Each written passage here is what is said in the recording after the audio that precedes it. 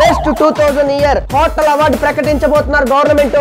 అయితే ఈ ఇయర్ ఎట్టి పరిస్థితుల్లో మనకే రావాలి. నువ్వు 2 గంటలు ఉంటే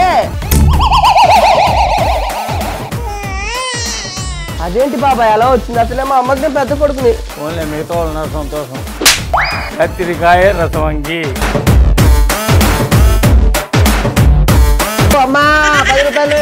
రోడ్డు మీద పడి ఎందుకు అలా అడుక్కుంటావు? అడుక్కోవడం నా కోసం కాదు, నీకు అవార్డు ఇప్పడం కోసం. మీకే బెస్ట్ అవార్డు ఇవ్వాలనుకోండి. బాబాయ్ హోటల్ మీ ఈటీవీ అభిరుచిలో.